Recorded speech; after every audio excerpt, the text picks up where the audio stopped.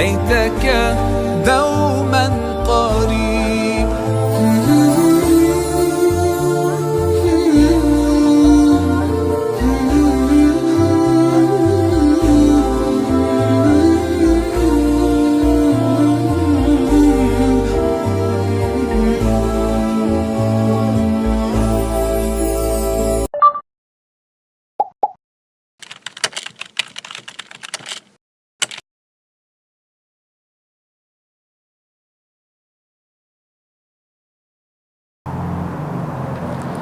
بسم الله الرحمن الرحيم. الحمد لله رب العالمين، وصلى الله وسلم على نبي الله محمد بن عبد الله.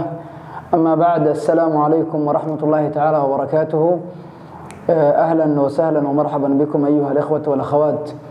ودروستني مواعظ رمضانية، ونقول هذا لأننا نفسد أن دبوا قيمينه جوي ذي حالة ذنا أنو كجور دارنا وحلقة أني كوي طبناد. waxaan uga hadlaynaa ikhwaani wa akhawati fillahi xalaqadan al-fisq huwa as-sabab ar-ra'isi li zawal an-ni'am. fisqiga iyo xumaanta bini aadamku ay ilaahay subhanahu wa ta'ala ciidiisa korkeeda ku sameeyaan waa sababta ugu weyn oo bini aadamka rabbi subhanahu wa ta'ala nicmooyinkii uu siiyay uga ceshado.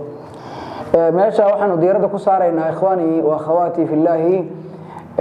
bini aadamku waxa uu ugu baahida badan yahay inta uu nolosha adduunyada joogo waa inuu nicmo helo, inuu arsaaq helo, inuu nabadgelyo helo, inuu baahiyadiisii asaasiga ahaa inuu helo. waxay yiraahdaan culimadu dariiqa uu ku gaari karo raqbada ugu weyn ee bini aadamku uu tabayana waxa weeye inuu Allah subhanahu wa ta'ala uu ka cabsado oo bini aadamku fisqiga iyo fujuurka iyo alla ka dheerida uu joojiyo bini aadamku. Allah subhanahu wa ta'ala isagoo ka hadlaya sababaha bini aadamku ay nicmada iyo xasiloonida iyo amniga iyo nabadgelyada ay ku heli karaan iyo sababaha ay ku waayi karaan, wuxuu leeyahay rabbi subhanahu wa ta'ala wa'ada Allahu alladhina amanu minkum وعد الله الذين آمنوا منكم وعملوا الصالحات لا يستخلفنهم في الأرض كما استخلف الذين من قبلهم وليمكنن لهم دينهم الذي ارتضى لهم وليبدلنهم من بعد خوفهم أمنا يعبدونني لا يشركون بي شيئا ومن كفر بعد ذلك فأولئك هم الفاسقون. الله سبحانه وتعالى وحليه Allah subhanahu wa ta'ala wuxuu u ballan qaaday dadka muuminiinta ah ee isaga rumeeyay ee idinka kamida bini aadamka kamida oo hadana amalka wanaagsan sameeyay oo wixii laga rabay dariiqa istiqaamada ku toosnaado fisqiga iyo xumaanta iyo fujuurka iyo Allah caasinta ka fogaaday. Rabbi subhanahu wa ta'ala wuxuu u ballan qaaday inuu dhulka iyaga madax uga dhigayo sidii kuwa iyaga ka horeeyay oo muuminiin ah amal saalix la yimidba ورب سبحانه وتعالى دولك iyaga madax uga dhigay oo Rabbi subhanahu wa ta'ala uu dulka iyaga u makaniyay. wuxuu leeyahay Rabbi subhanahu wa ta'ala Allah subhanahu wa ta'ala wuxuu u ballan qaaday sidoo kale inuu makaninayo diintoodii uu Rabbi subhanahu wa ta'ala uga raali noqday inay diintoodu sare noqonayso oo ay diintoodu dunida ka shaqeynayso oo Rabbi subhanahu wa ta'ala wuxuu u ballan qaadayaa inaanay diintoodu diin hooseysa oo iyasan oo xaqran oo talada adduunyada aan wax ku lahayn inay noqonin diintoodu diin sumcad leh oo shaqeysa oo waxa weeye u hirgasho ay ku dhaqmaan ay ku amaan helaan inuu Rabbi subhanahu wa ta'ala uga dhigo. waxa kale Rabbi subhanahu wa ta'ala u ballan qaaday wala yubaddilannahum min ba'di khawfihim amnan. Allah subhanahu wa ta'ala wuxuu ballan qaadayaa dadka waxa weeye muuminiinta ah ee bini aadamka kamida oo amalka saalix la yimid oo fujuurka iyo cisyaanka ka fogaaday. wuxuu leeyahay Rabbi subhanahu wa ta'ala waxaan u ballan qaadayaa inaan ugu bedelayo cabsidii iyo waxa weeye walwalkii hayn jiray inaan amni iyo waxa weeye nabadgelyo inaan ugu bedelo ayaan sidoo kale u ballan qaaday. laakiin Rabbi subhanahu wa ta'ala ballan qaadayadaas oo dhan wuxuu ku xiray waxa weeye hal shardi ya'budunani la yushrikuuna bi shay'an. Allah subhanahu wa ta'ala wuxuu leeyahay waxaasoo dhan waxay ku hirgelayaan markaad waxa heshaan oo waxaas idin hirgalaan oo ballan qaadada idin fuliyo waxaad ku sii haysan kartaan in waxa weeye aad aniga caabudaan oo idnaan cidnaba ila wadaajinin oo idnaan cidnaba ila soo simin oo xuquuqdii ilaahnimo ee rabbinimo ee anigu aan lahaa inaad aniga ii gaar yeeshaan markaas buu rabbi subxaanahu wa tacaala aayadda wuxuu ku khatimay waman kafara bacda dalika fa ulaa'ika hum alfaasiquun intaa wixii ka dambeeya nicmooyinkaa uu rabbi subxaanahu wa tacaala uu siiyey oo laga soo bilaabay in dhulka iyaga madax looga dhigay in diintoodii la makaniyey in waxa weeye cabsidii amni loogu bedelay ciddii ka abaal dhacda oo gaalowda oo waxa weeye muxuu ahaa ii sheeg xumaan faraha la gasha rabbi subxaanahu wa tacaala wuxuu leeyahay fa ulaa'ika hum alfaasiquun kuwaasi waxa weeye faasiqiin weeye kuwa xuduudeydii ka baxay oo waxa weeye yacni i adeeci waayey oo addoonnimadii aan ku lahaa ii gudan waayey weeye ayuu leeyahay rabbi subxaanahu wa tacaala marka talmiixa meesha ku jira waxa weeye mar hadday faasiqiin noqdaanna nicmooyinkaygii ma sii haysan doonaan yacni ma mutaysan doonaan inay dhulka madax ka sii ahaadaan inay diintooda sii makansanaadaan in waxa weeye ay ammaankii sii haystaan laakiin waxa weeye rabbi subxaanahu wa tacaala wuxuu leeyahay waa la gumaysan doonaayo madaxa baa loo noqon doonaa waxa waaye yacni diintooda yacni xor uma noqon doonaanoo waxa weeye yacni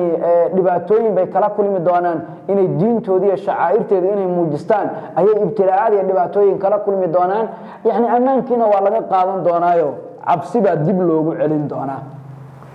aayadda markaanu taxliilino waxaa nooga muuqda sababaha lagu helo ammaanka iyo nabadgelyada liibaanta bini aadamku ay ku xidhan tahay intay dunida joogaan laba sababood buu rabbi subxaanahu wa tacaala uu sabab uga dhigay sababta koowaad waxa weeye waa iimaanka iyo camalka saalixa inay bini aadamku wixii laga rabana ay rumeeyaan camal saalixana ay la yimaadaan sababta labaadna waxa weeye waa tadbiiqu diin illaahi jala jalaaluhu inay rabbi subxaanahu wa tacaala diintiisa ay tadbiiqiyaan oo noloshooda ay diintoodii hogaamiso oo manhajkii diintooda ay raacaan oo rabbi subxaanahu wa tacaala inta ay nool yihiin ay uga diin dhigtaan inuu manhajkoodu kala hago oo rabbi subxaanahu wa tacaala kitaabkiisa iyo diintiisa iyo sunnada nebigiisa in ay u xukum tagaan marka labadaas sababood ayuunbaa amniga iyo nabadgelyada iyo liibaanta nolosha ee maqan lagu helaa aliimaanu walcamalu saalix oo isuwan iyo waxa weeye tadbiiqu sharci illaahi jala jalaaluhu waxa weeye sharciga rabbi subxaanahu wa tacaala oo nolosha lagu tadbiiqiyo oo nolosha manhaj looga dhigo oo isaga laga dambeeyo oo waxa weeye lagu kala baxo haddii la isqabsado oo isagu waxa weeye manhajka dadka kala hagaya iyo systemka dadka kala celinaya oo nolosha kala hagaya isaga laga dhigo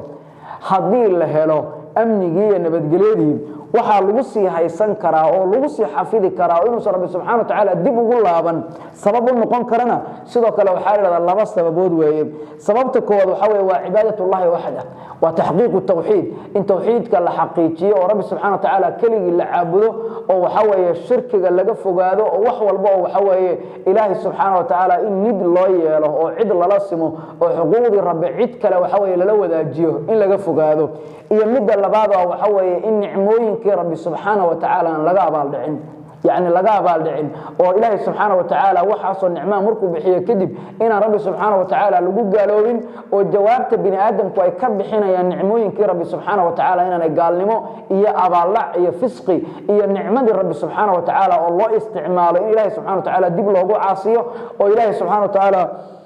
xuduudiisii dib loogu jabiyo oo rabbi subxaanahu wa tacaala looga caraysiiyo waxa weeye inaan loo isticmaalin marka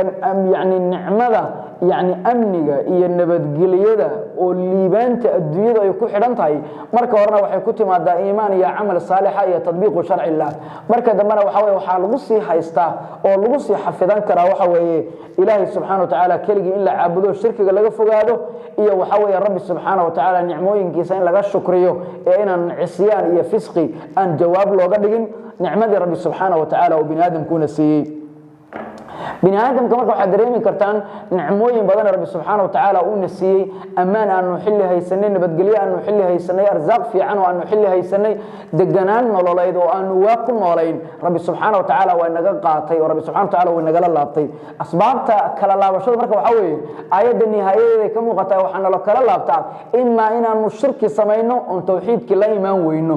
imaa inaanu fisqi samayno oon shukrigii iyo rabbi subxaanahu wa tacaala uu mahadcelintiisii inaanu ka gaabino labadaa weeye labada sababood ee waxaa la yidhaahdaa rabbi subxaanahu wa tacaala uu bini aadamka nicmadii iyo galladii iyo nabadgelyadii iyo xasiloonidii uu siiyey uu rabbi subxaanahu wa tacaala ugala laabto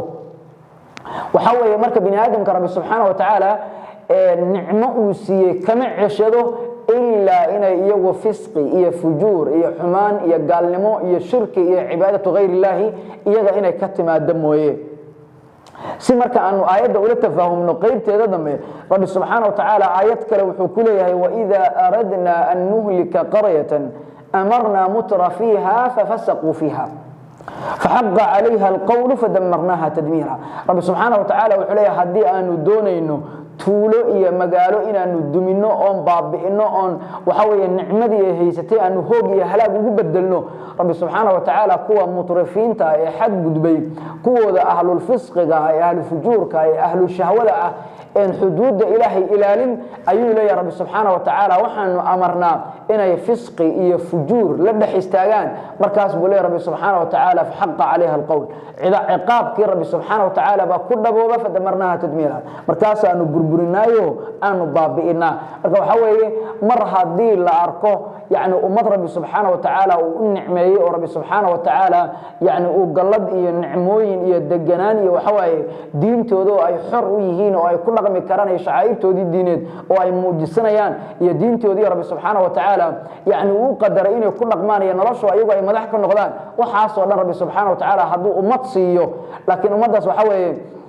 fisqi iyo fujuur iyo xumaan ay ka soo baxdo waxa weeye rabbi subxaanahu wa tacaala iyagana wuxuu dib ugu ciqaabaa inuu nicmadii kala laabto waxa weeye wanaaggii uu siiyey inuu kala laabto meeshay waxa weeye iyagu dunida madaxda ka ahaayeen inay adduunyada addoomma ka noqdaan meeshay diintooda xor ahaayeen inay diintooda lagu ibtileeyo oo diintooda lagu imtixaano oo waxa weeye ay diintooda ay ka insilaaqaan meeshay waxa weeye ay nabadgelyo haystaan rabbi subxaanahu wa tacaala inuu colaad iyo cabsi iyo kala carar iyo qax iyo haraj iyo marad inuu rabbi subxaanahu wa tacaala ugu bedelo الإمام ليث بن سعد عليه رحمة الله أيها وحال قوري أنه ورنجري إن الله لا يجمع الفسق والسعادة في القوم إلهي سبحانه وتعالى هل قالوا كما كل مية فسق الليبان والذين هيستان إلهي سبحانه وتعالى وحليه الله مبرن ربي سبحانه وتعالى إنه قلق كل مية فسق فجور حمان iyo inay nolosha ku liibaan oo nabadgeliyo iyo xasilooni iyo waxa weeye baraare iyo waxa weeye yaani niyad sami inay la noolaadaan ilaahay subhanahu wa ta'ala waxa weeye wuxuu leeyahay kuma kulmiyo oo sunnatullahi fil qawl maahan meeshii fisqi ka soo baxo fujuur ka soo baxo oo bini aadamka jooga inta waqti yar rabbi subhanahu wa ta'ala u kaadiyo ay waana qaadan waayaan oo soo laaban waayaan oo aqligoodu yaani iyo qafladii ay ka soo noqon kari waayaan ilaahay subhanahu wa ta'ala wuu dumiyaa colaadu ku sallada قح iyo waxa weeye kala carar ayaa rabbi subhanahu wa ta'ala ku imtixaana diintoodiisan u xor noqonin baa rabbi subhanahu wa ta'ala ku ibtileeyo rabbi subhanahu wa ta'ala ku imtixaana marka waxaan waxa weeye nala gudboon hadii deegaamadeena iyo nolosheena iyo mujtamacaadkeena iyo wadankeena iyo dhulalkeena fisqi iyo fujuur haday ka soo baxaan waa sababtii rabbi subhanahu wa ta'ala nicmooyinka aan haysano oo nagala laaban laha sida awada dadka ahlu fisqiga inaanu gacanta qabanno inaanu waxa weeye aanu ka joojino al-imam Layth ibn Sa'd alayhi rahmatullah isaga fasiray inta la weydiiyay maxaa ula jeedaa liibaanta iyo fisqiga markaas buu wuxuu yiri fisqigu waxa weeye waa dayaacu waajibaat wa iqtiraaf al-muharramat wa bini aadamku inay dayacaan waajibaadka rabbi subhanahu wa ta'ala u saaray oo waxa weeye yaani ay faraha la galaan muharramaadka rabbi subhanahu wa ta'ala oo ka xaramay marka ummadu mar walba oo waajibaadka rabbi subhanahu wa ta'ala u saaray ay dayacayaan ama muharramaadka rabbi subhanahu wa ta'ala oo ka xaaraanimeeyay ay faraha la galayaan waxa weeye nicmadii rabbi subhanahu wa ta'ala uu siiyay wadadii looga qaadan lahaa bay ku joogan laana waxa weeye waxa dhaxyaalahay fisqi weeye saadada imaamku wuxuu ku fasiray wuxuu leeyahay wa itmi'nanu an-nufus wa aman al-hurumat wadadku wuxuu leeyahay nafsadoodu ay u xasisho oo nafsadooda waxa weeye xasilooni xagga qalbiga iyo waxa weeye yaani hela oo rabbi subhanahu wa ta'ala qalbigooda tawaturka iyo stresska iyo walwalka iyo walbahaarka rabbi subhanahu wa ta'ala inuu qulubtooda ka saaro iyo amaan xurumaadkoodii u aamin noqda waxa weeye dhulkooda u nabad gala diintooda u nabad gasha naftooda u nabad gasha yaani ahalkooda iyo xurumaadkooda iyo dumarkooda iyo sharaftooda oo yaani u nabad gasha ayun baa rabbi subhanahu wa ta'ala loola jeedaa liibaanta iyo sacaadada marka inay haysato idmiinaan an-nufus iyo amaan al-hurumat haddana waxa weeye ay faraha kula jiraan iqtiraaf al-muharramat iyo dayaac al-waajibaat wuxuu leeyahay rabbi subhanahu wa ta'ala qoom kuma kulmiyo oo sunnadii rabbi subhanahu wa ta'ala looga bartay maaha ikhwani fillahi waxa laga sheegaa culimada salaf yaani midkood yaani inay oran jireen wallahi inni la a'si Allah fa ara dhalika fi khuluqi dabbati wa mar'ati waxa laga wariyaa ahad salaf inuu oran jiray wallahi markaan ilaahay caasiyo oo anigu fisqi iyo wax rabbi subxaanahu wa tacaala uu ka caroonaya aan sameeyo waxaan ka dareemaa akhlaaqda daabadda aan wato neefka geela ama faraska ama neefka dameerka daabadda ee aan isticmaalo iyo waxaan ka dareemaa akhlaaqda qofka dumarka ah ila nool xaaskayga iyo waxa weeye ooridayda akhlaaqdeedaan ka dareemaa buu waran jiray marka macnaheedu waxa weeye marka adigu aad fisqi samayso makhluuqaadka kale ayuu rabbi subxaanahu wa tacaala ku xumaynaya waxa weeye daabadaheena col nala noqonaya ciidan ku socona col nala noqonaysa yani waxa weeye awlaadeena ayuun baa nacaasinaysa xaasaskeena waxa weeye yani na adeeci kari waynaya oo naga dambayn waynaya marka waxa weeye dadka caqliga badnaa oo xikmadda u saaxiibka ahaa waa kuwa leh waxa weeye markii aan Allah caasiyo akhlaaqda waxa weeye qofka dumarka ah ila nool ay wala dhaqanto ayaan ka dareemi jiray waxaan ka dareemi jiray daabadayda iyo muxuu ahaa ii sheeg iyo sida ay ila dhaqanto ayaan ka dareemi jiray buu leeyahay marka macnaheedu waxa weeye haddaad dareento ciqaabka iyo nicmada aad haysato xaaskaaga waxa weeye kalgacayl kugula nool oo waxa weeye ku adeecda oo ka dambaysa oo ku ixtiraamta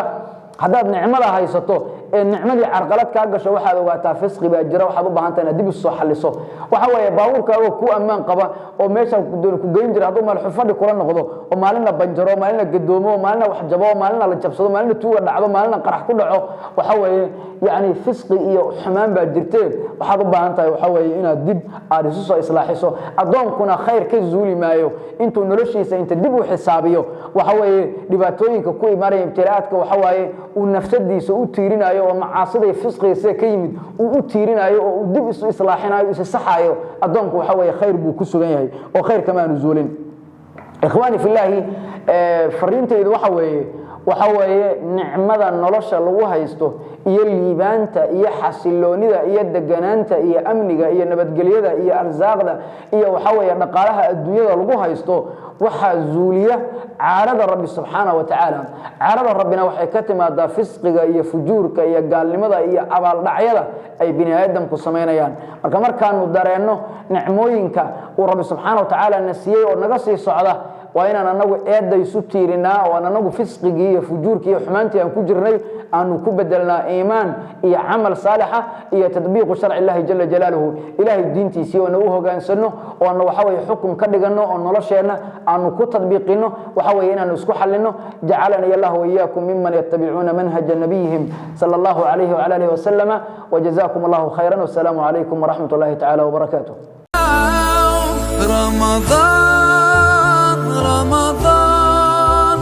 رمضان يا حبيب رمضان ليتك دوما